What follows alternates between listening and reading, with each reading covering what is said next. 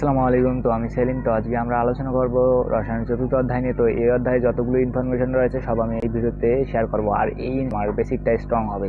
তো আমার এই ভিডিওটি অনেক গুরুত্বপূর্ণ হতে চলে যাচ্ছে, কারণ এই অধ্যায়ে যতগুলো ইনফরমেশন রয়েছে সব থাকতেছে এই ভিডিওতে। তো চলুন ভিডিওটা শুরু করা যাক। তো পর্যায় সারণী। তো পর্যায় সারণী এটা পর্যায় সারণী বলতে বোঝায় কতগুলো গ্রুপ এবং কতগুলো পর্যায় সমন্বয়ে গঠিত একটি সারণী। তো পর্যায় সারণীর এতে মোট 18টি গ্রুপ রয়েছে এবং 7টি পর্যায় রয়েছে। তো 18টি গ্রুপ এবং 7টি পর্যায়।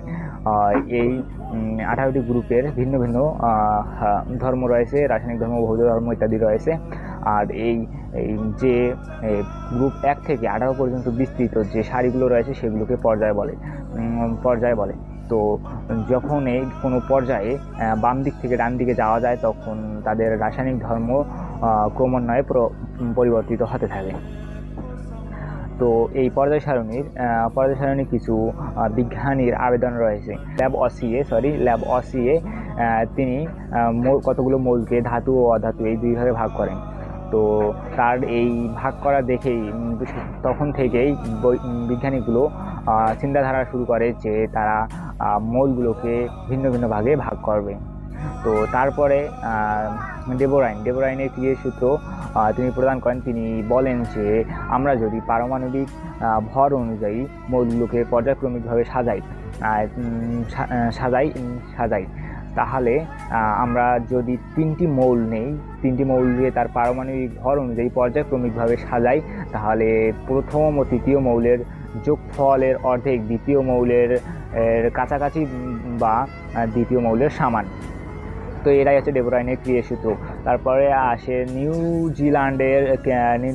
নিউজিল্যান্ডের অষ্টকের সূত্র। তো তিনি বলেন যে পারমাণবিক ভর অনুযায়ী যদি মৌলগুলোকে সাজাই তাহলে প্রথম মৌল এবং অষ্টমতম মৌলের ধর্ম একই রকম হবে। তো এটাই হচ্ছে অষ্টকের সূত্র। তো তারপরে বিজ্ঞানী মেন্ডেলিভ তিনি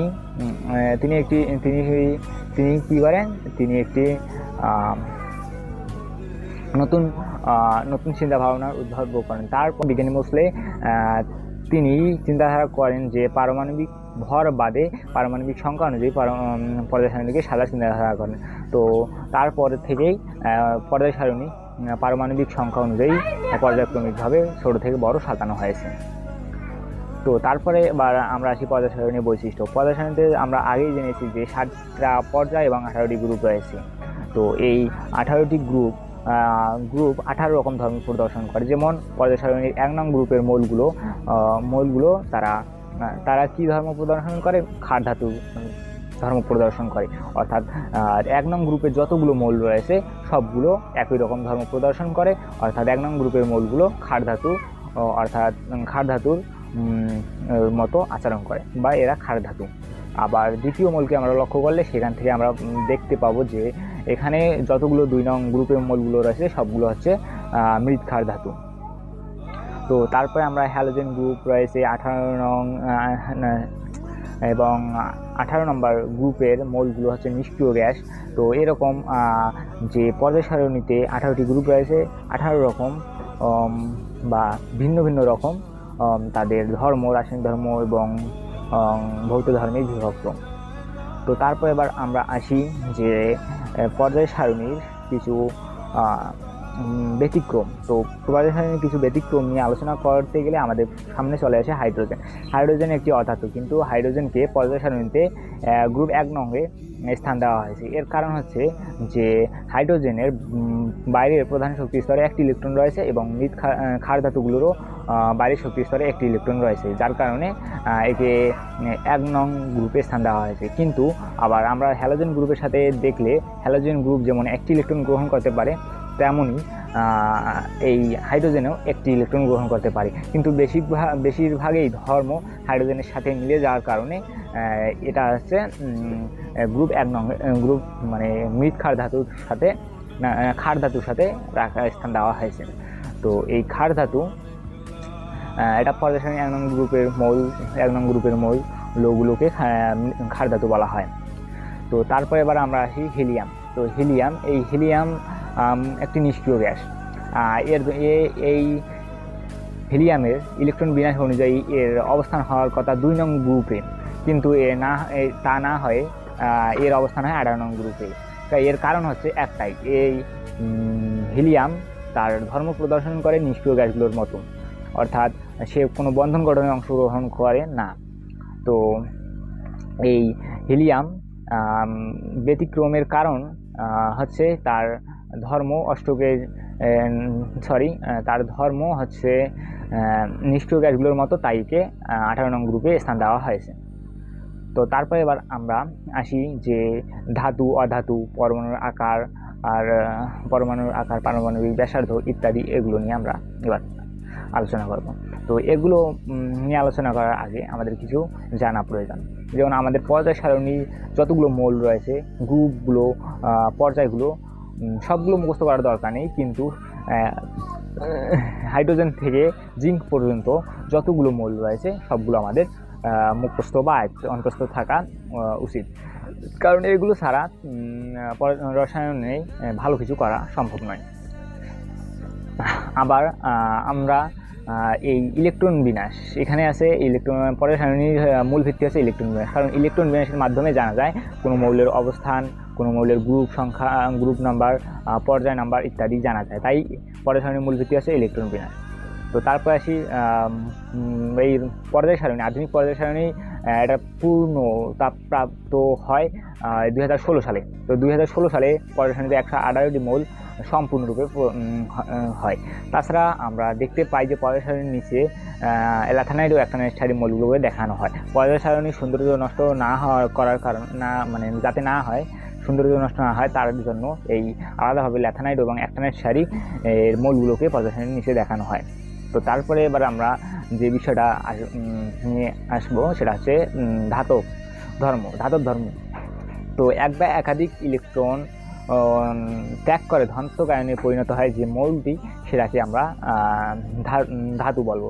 আর যে মৌল যত ইলেকট্রন ত্যাগ করার ক্ষমতা বেশি রাখে, সেটা তার ধাতব ধর্ম তত বেশি। অর্থাৎ কোনো বস্তু চকচকে আঘাত করলে শব্দ করে, তাপ এবং বিদ্যুৎ প্রবাহী, সেটাই হচ্ছে ধাতব। তো এক বা একাধিক একটা ধাতু এক বা একাধিক ইলেকট্রন ত্যাগ করে ধনাত্মক আয়নে পরিণত হয়, সেটাই হচ্ছে ধাতব। আর যত বেশি সে ইলেকট্রন ত্যাগ করার প্রবণতা দেখায়, সেটাই হচ্ছে তার ধাতব ধর্ম। যে মৌল যত তাড়াতাড়ি ইলেকট্রন ত্যাগ করে, সেই মৌলের ধাতব ধর্ম তত বেশি। তো তারপর এবার আমরা আসি যে পর্যায় সারণীর যে অধাতব মৌলগুলো। তো একটা কথা জেনে রাখা ভালো যে পর্যায় সারণীর বাম দিকের মৌলগুলো এগুলো হচ্ছে ধাতব, আর বাম দিকের মৌলগুলো হচ্ছে অধাতব। অর্থাৎ যত বাম দিক থেকে ডান দিকে যাওয়া যায়, ধাতব ধর্ম হ্রাস পায় এবং অধাতব ধর্ম বৃদ্ধি পায়। আর তারপরে এবার আমরা আসি অধাতব ধর্ম। এক বা একাধিক ইলেকট্রন গ্রহণ করে ঋণাত্মক আয়নে পরিণত হয়, সেটাই হচ্ছে অধাতব। তো অধাতব যে মৌলগুলো যত তাড়াতাড়ি ইলেকট্রন গ্রহণ করে সেই মৌলগুলো অধাতব ধর্ম তত বেশি। তো পর্যায় সারণী এর বাম দিক থেকে ডান দিকে গেলে অধাতব ধর্ম বৃদ্ধি পায়। তো তারপর এবার আমরা আসি আয়নীকরণ শক্তি। তার আগে আমরা পরমাণুর আকার, পারমাণবিক ব্যাসার্ধ এটা নিয়ে আলোচনা করি। তো পরমাণুর আকার এবং পারমাণবিক ব্যাসার্ধ ইত্যাদি এই বিষয়টা হচ্ছে একটা পর্যায়ক্রমিক বিষয়। যেমন আমরা একটা গ্রুপে যদি উপর দিক থেকে নিচের দিকে যাই, তাহলে তার যত উপর দিক থেকে নিচের দিকে যাওয়া হবে, তত একটা করে প্রধান শক্তি স্তরে যুক্ত হতে থাকবে, অর্থাৎ পরমাণুর আকার ধীরে ধীরে বাড়তে থাকবে। কারণ নতুন করে একটা শক্তি স্তর যুক্ত হলে তার পরমাণুর আকার এমনিতেই বেশি হবে। আর যত আমরা একটা পর্যায়ের বাম দিক থেকে ডান দিকে যাব, তার আকার পর্যায়ক্রমিকভাবে ছোট হতে থাকবে। কারণ তার যখন বাম দিক থেকে ডান দিকে যাবে, তখন তার প্রোটন ইলেকট্রন সংখ্যা বেশি হবে এবং তাদের মধ্যে আকর্ষণ বলটা বেশি হবে, যার কারণে তার শক্তি স্তরগুলো খুব কাছাকাছি চলে আসবে। যার কারণে এর আকার ছোট হবে। তো তারপরে এবার আমরা আসি যে আয়নীকরণ শক্তি। তো আয়নীকরণ শক্তি হচ্ছে এক মোল গ্যাসীয় অবস্থা থেকে এক মোল ইলেকট্রন ত্যাগ করে ধনাত্মক আয়নে পরিণত করতে যে পরিমাণ শক্তি প্রয়োজন সেটাই হচ্ছে আয়নীকরণ শক্তি। আবার এটা ক্লিয়ার করি, আয়নীকরণ শক্তি। তো এক মোল গ্যাসীয় পরমাণু থেকে এক মোল ধনাত্মক আয়ন তৈরি করতে এক মোল ইলেকট্রন অপসারণ করতে যে পরিমাণ শক্তি প্রয়োজন হয় সেটাই হচ্ছে আয়নীকরণ শক্তি। তো আয়নীকরণ শক্তির মান যত পর্যায় সারণীর বাম দিক থেকে ডান দিকে যাবে আয়নীকরণ শক্তির মান বাড়বে। তারপরে এবার আমরা আসি আয়নীকরণ শক্তি, ইলেকট্রন আসক্তি। তো ইলেকট্রন আসক্তি হচ্ছে একটি গ্যাসীয় পরমাণু থেকে পরমাণুতে এক মোল ইলেকট্রন প্রবেশ করিয়ে ঋণাত্মক আয়নে পরিণত করতে যে পরিমাণ শক্তি প্রয়োগ করতে হয় সেটাই হচ্ছে ইলেকট্রন আসক্তি। তো ইলেকট্রন আসক্তির মান পর্যায় সারণীর বাম থেকে ডান দিকে গেলে ইলেকট্রন আসক্তির মান বাড়ে। তো তারপরে এবার আমরা আসি যে তড়িৎ ঋণাত্মকতা। যখন দুটি পরমাণু সমযোজী বন্ধনের মাধ্যমে আবদ্ধ থাকে তখন তাদের শেয়ারকৃত ইলেকট্রনটি যে কোনো একটি পরমাণু বেশি আকর্ষণ করে বা কোনো একটি পরমাণু কম আকর্ষিত করে, যার কারণে এখানে ধনাত্মক বা ঋণাত্মক প্রান্ত সৃষ্টি হয়। আর এই যে তারা দুইটা ইলেকট্রনকে তারা যে বলে আকর্ষণ করে সেটাই হচ্ছে তার তড়িৎ ঋণাত্মকতা। তো এই তড়িৎ ঋণাত্মকতা নিয়ে একটা অধ্যায় আছে যে পোলার যৌগ ইত্যাদি। এই তড়িৎ ঋণাত্মকতার কারণে কিন্তু পোলার যৌগ হয়ে থাকে বা পোলার যৌগ আমরা এই তড়িৎ ঋণাত্মকতা থেকে বের করতে পারি বা বিবেচনা করতে পারি। তো তারপরে তড়িৎ ঋণাত্মকতা এবার আমরা আসি পর্যায় সারণীর কিছু মৌলগুলোর ধর্ম। তো যেমন পর্যায় সারণীর এক নং গ্রুপের মৌলগুলোকে আমরা চিনি, যেগুলো আমরা ক্ষার ধাতু হিসাবে চিনি, এবং 2 নম্বর মৌলগুলো হচ্ছে মৃৎ ক্ষার ধাতু, যারা মাটির সাথে বিভিন্ন যৌগ হিসেবে পাওয়া যায়। তো সেগুলো হচ্ছে মৃৎ ক্ষার ধাতু। তারপরে পর্যায়ে গ্রুপ 3 থেকে 12 নং পর্যন্ত যে গ্রুপের মৌলগুলো রয়েছে সেগুলোকে আমরা অবস্থান্তর মৌল বলবো। এরা বিভিন্ন বিক্রিয়ায় প্রভাবক হিসাবে ব্যবহৃত হয় এবং এরা কোনো বিক্রিয়া বা যৌগ গঠন করলে তার রঙিন হয়। এবং তারপর আমরা হ্যালোজেন, পর্যায় সারণীর 17 নম্বর গ্রুপকে আমরা হ্যালোজেন বলবো। এবং মুদ্রা ধাতু এখানে রয়েছে। তারপরে 18 নং গ্রুপের মৌলগুলোকে নিষ্ক্রিয় গ্যাস বলে। তো এই 18 নং গ্রুপের মৌলগুলো এরা কারোর সাথে বন্ধন গঠনে অংশগ্রহণ করে না, এই জন্য এদেরকে নিষ্ক্রিয় বলা হয়। এদের সর্বশেষ শক্তি স্তরে 8টি করে ইলেকট্রন পূরণ থাকে, যার কারণে এরা বন্ধন গঠনে অংশগ্রহণ করতে চায় না। তো তারপরে আমাদের এই পর্যায় সারণীর সুবিধা দেখো, একটা চিন্তা বা কথা বিবেচনা করে তোমরা পর্যায় সারণীতে 118টি মৌল রয়েছে, যার মধ্যে তোমরা যদি একটা মৌলে 4টি করে ধর্ম মুখস্থ করো তাহলে 118কে 4 দ্বারা গুণ করলে কতগুলো ধর্ম হয়। অতগুলো ধর্ম কোনো মৌলের মনে রাখা এটা অসম্ভব ব্যাপার হয়ে পড়ে, যার কারণে আধুনিক পর্যায়ে সারণী আমাদের এটা অনেক সহজ করে দিয়েছে। কারণ একটি গ্রুপে যতগুলো মৌল রয়েছে তারা একই ধর্ম প্রদর্শন করে। আমরা যদি 18টি গ্রুপের ধর্ম বা ভৌত ধর্ম, রাসায়নিক ধর্ম জানতে পারি তাহলে 18টি গ্রুপের একটি করে মৌলের ধর্ম জানতে পারি, তাহলে আমরা পর্যায় সারণীর মোটামুটি মৌলগুলো সম্পর্কে, রাসায়নিক ও ভৌত ধর্ম সম্পর্কে আমরা ধারণা লাভ করতে পারি, যার কারণে আধুনিক পর্যায় সারণী এরা অনেক সহজ করে দিয়েছে।